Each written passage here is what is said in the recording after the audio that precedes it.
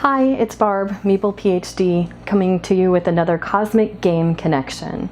This past July, the National Science Foundation announced that their IceCube Neutrino Observatory had found a high-energy neutrino that they were able to trace back to its source with the help of gamma ray observations. That sounds like a mouthful, so let's go unpack some of it. First of all, neutrinos are a fundamental particle, kind of like electrons and quarks, but they don't like interacting with anything else. In fact, they're kind of the introverts of the universe. They travel through the cosmos at close to the speed of light, not interacting with anything. In fact, every second, there are about 100 trillion neutrinos that pass through our bodies. Every second. Because they don't play well with others, or in official terminology, they don't interact with other particles, they're very hard to detect. To overcome some of the challenges of detecting them, the IceCube Observatory uses a cubic kilometer of Antarctic ice as the detector for the neutrinos. They have detectors embedded directly in the ice, and they can detect when a neutrino interacts with that ice.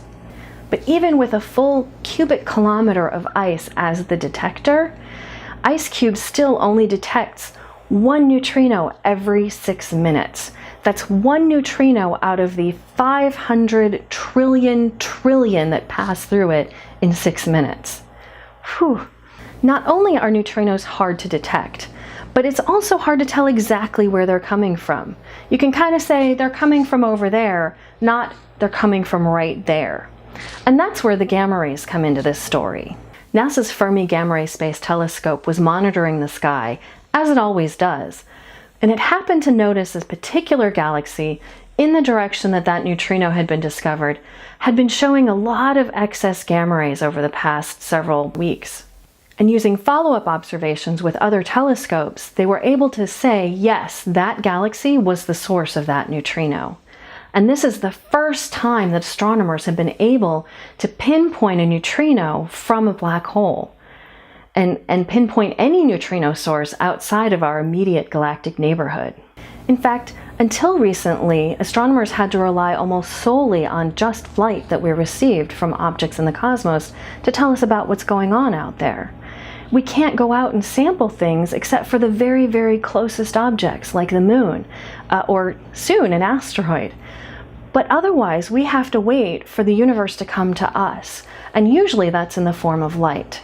However, right now, we are seeing the beginning of what astronomers are calling multi-messenger astronomy. Astronomy that's done not just with light, but with other types of signals that we're learning to detect from the universe. In this case, it was a particle that traveled from near this black hole for almost 4 billion light years until it hit our detectors and we said, hey, that's cool, it came from there. Last year, NSF and NASA announced that they had detected gravitational waves and light from a pair of colliding dead stars. Another example of a different pair of sources telling us more about our cosmos than we could have known with either one by itself. I have to say, it's a really exciting time right now to be an astronomer, watching this new field as it takes off. Pulling this back to my game shelf, I thought about that cubic kilometer of ice down in Antarctica, and the game that came to mind was Elder Sign, and in particular, the Omens of Ice expansion. Elder Sign is a cooperative dice game where players take on the role of investigators trying to prevent an ancient one from awakening and devouring everyone on Earth. In the base game, investigators are running around a museum.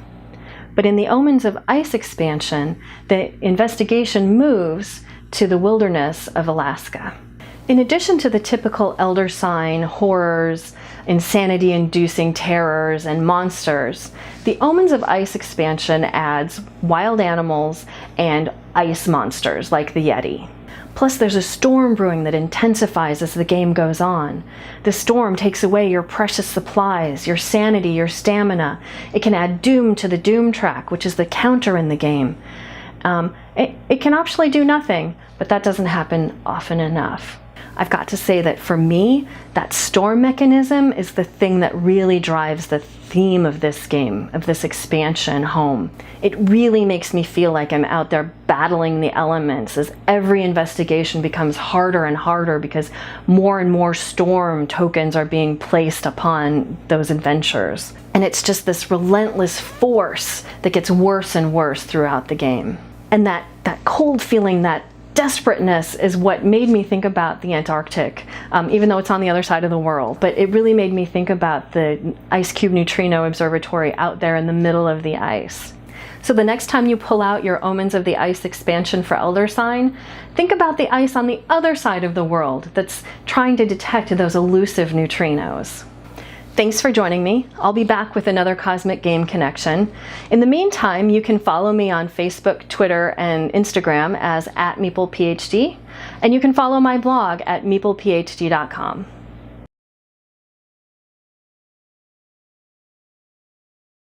I don't have my Yeti. I don't know where it is. Okay.